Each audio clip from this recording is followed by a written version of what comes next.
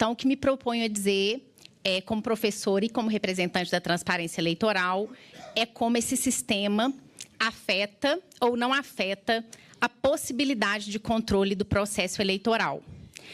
Se ele afeta ou não afeta, é uma questão de fato e de investigação, mas a possibilidade de controlá-lo é uma questão constitucional inserida nas cláusulas pétreas da Constituição.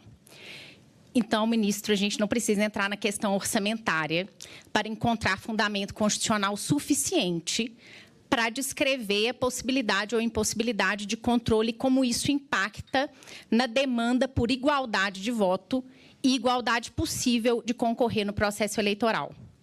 Eu parto aqui de 5 premissas para dizer, para afastar a eventual argumentação de que não se respeita a liberdade parlamentar e a demanda por reconhecimento das questões locais. Primeiro pressuposto, de que as emendas possuem um papel constitucional relevante de atender diretamente às reivindicações mais concretas e urgentes da população. Segundo, se reconhece que não se deve interditar a pactuação de acordos políticos, que também são uma cláusula pétrea, segundo a literatura, no artigo 17 da Constituição, e diz respeito aos partidos políticos, e que isso evidencia um agir estratégico que é legítimo à luz do jogo democrático. Terceiro, eu parto do pressuposto do que o Supremo já decidiu nas ADIs e nas ADPFs que trataram desse tema aqui. Então, existem questões que já estão decididas e sobre as quais a gente não vai transitar. Em quarto, os limites constitucionais do controle de constitucionalidade, considerando que a gente está diante de uma emenda e que, portanto, é preciso encontrar a base de violação em cláusulas pétreas para poder identificar a afronta à constitucionalidade, como eu disse aqui. O quinto ponto é de que a Constituição parte do pressuposto de que o dinheiro público, não só o privado, é um fator de desequiparação do direito ao voto e do direito à igualdade da disputa eleitoral. O artigo 14, parágrafo 10 da Constituição, traz uma ação constitucional eleitoral que permite a supressão do mandato, caso raro na Constituição, em caso de abuso do poder econômico, corrupção e fraude. Isto não é trivial. O que, então, é o desafio?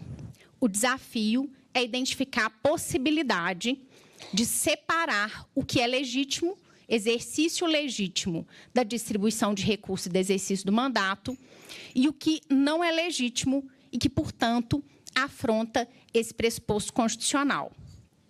Talvez essa cartografia do desvio de finalidade, da corrupção eleitoral, seja um desafio tão grande quanto aquele que o tribunal enfrentou quando declarou a inconstitucionalidade daquele modelo de financiamento privado de campanhas. É importante registrar que o Supremo não declarou inconstitucional o financiamento privado de campanhas, ponto. Ele declarou inconstitucional aquele modelo de financiamento privado de campanhas. E por quê? Porque ele não permitia um controle efetivo de finalidade. Não permitia um controle do abuso, da fraude, do benefício econômico. E, diante disso, houve a declaração do ecossistema de desvio de finalidade. E isso inserido nessa cartografia que é estudada pela literatura do abuso e das ilegalidades na corrupção do processo eleitoral. A pergunta que eu trago, portanto, é se a distribuição das emendas está ou não inserida na cartografia do controle do abuso. Se é possível, eu não estou dizendo que acontece, eu estou dizendo que talvez não seja possível sequer aferir esse contexto. Para isso, então, eu trago 5 pontos e um elemento que é relativamente conhecido, pelo menos de quem estuda essa matéria, de que nas últimas eleições a conversão de reeleição escalou para 82%. 82% dos prefeitos foram reeleitos. Desses 82%, 98% receberam algum tipo de emenda. Anexo de causalidade, eu não sei. Mas é um fator que passa a exigir ainda mais atenção e ainda mais, a partir do pressuposto da Constituição, a possibilidade de controle. Eu trago aqui, então, 5 pontos. Eu trouxe 5, mas acho que vou falar só 4 pelo tempo.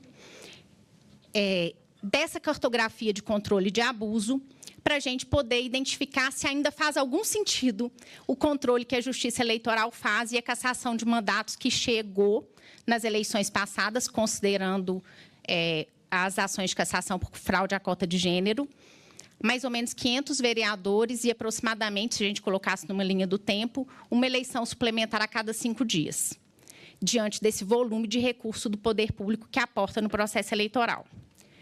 Em primeiro lugar, a desconstrução de um sistema de controle de abuso de poder político e da sistemática das condutas vedadas. Eu identifiquei, são vários, mas eu identifiquei que era importante dar visibilidade, pelo menos 4 condutas vedadas que se relacionam com esse tema.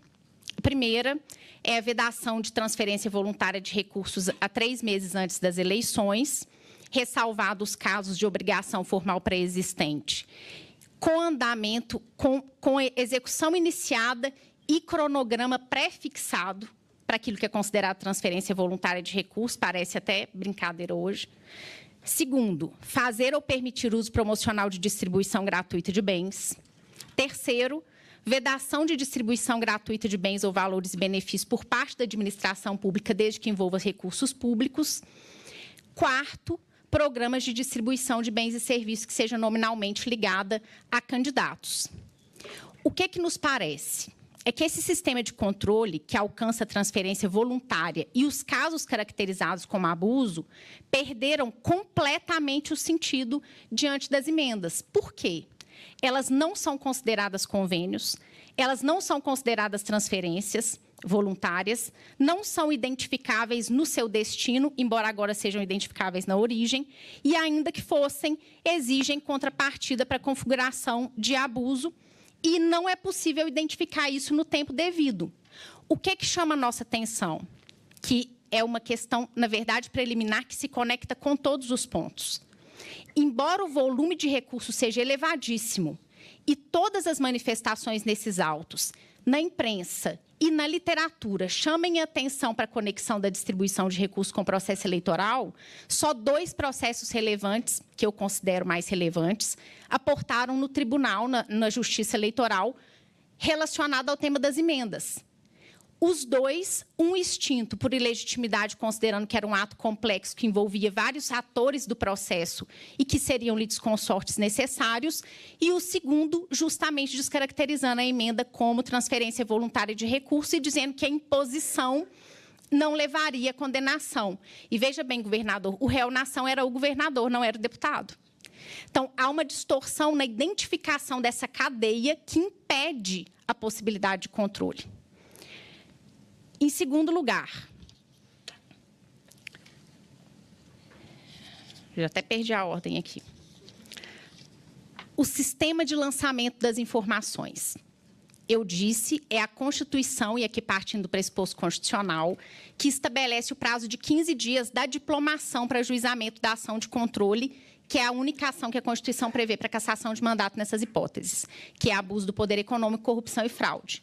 Há um ecossistema de controle infraconstitucional que também absorve esse pressuposto da Constituição, mas como a gente está fazendo controle de constitucionalidade partindo do pressuposto de que é emenda e de que é a cláusula pétrea, vamos ficar aqui só naquilo que é direito civil fundamental, o exercício dos direitos políticos.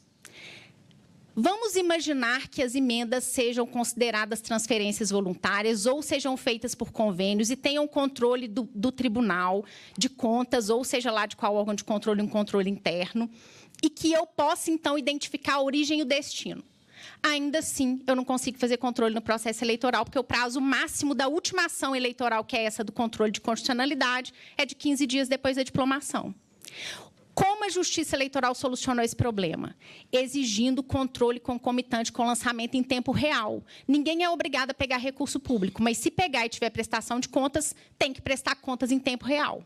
Se os recursos impactam no processo eleitoral e são 300 bilhões de reais, 10 bilhões de reais, e não é à toa que, em junho, quando inicia o processo eleitoral, o número de distribuição de emendas escala para 10 bilhões de reais, preste contas em tempo real.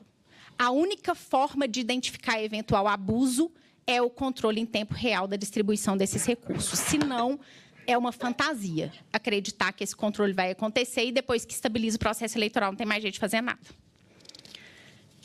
Terceiro lugar, compra de apoio político.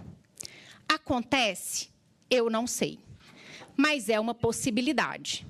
E como a jurisprudência do TSE, partindo do pressuposto do abuso do artigo 14, parágrafo 9º e 10º, trata isso, que é preciso identificar prova de contrapartida. O que isso significa para essa ação? Que a prova da contrapartida tem que ser possível. Se ela não for possível, a compra de apoio político não é aferível na cartografia da corrupção do processo eleitoral.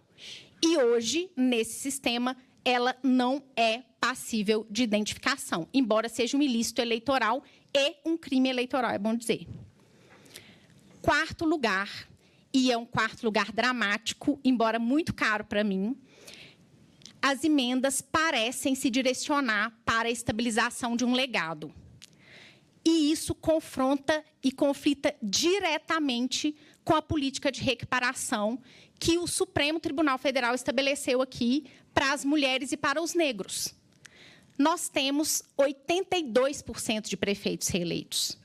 Desses 82%, só 14% são mulheres, 4% são negras. É só fazer conta. Esta política não produzirá efeitos diante desse cenário. E se a distribuição de recursos públicos é capaz, ele não é preciso que eu prove que ele faça. Se ele é capaz de anular uma ação afirmativa, ou é capaz de anular a possibilidade de concorrer à igualdade de condições, ele é um problema em si. É um problema de solução fácil? Não. Mas isso aumenta o ônus constitucional do controle. Aí, inserido nesse contexto das ações afirmativas, o que a gente tem? A gente tem um sujeito que não se estabelece diante do risco, que era o ponto que eu traria, mas não vou me aprofundar porque meu tempo está acabando. Ele não se expõe ao risco da inelegibilidade da linha G, por quê? Ele não é conveniente no repasse de recursos, porque o ministro Flávio Dino decidiu aqui que a inelegibilidade só alcança o julgamento político, em outro processo. Não é incluído no ciclo de execução de despesa.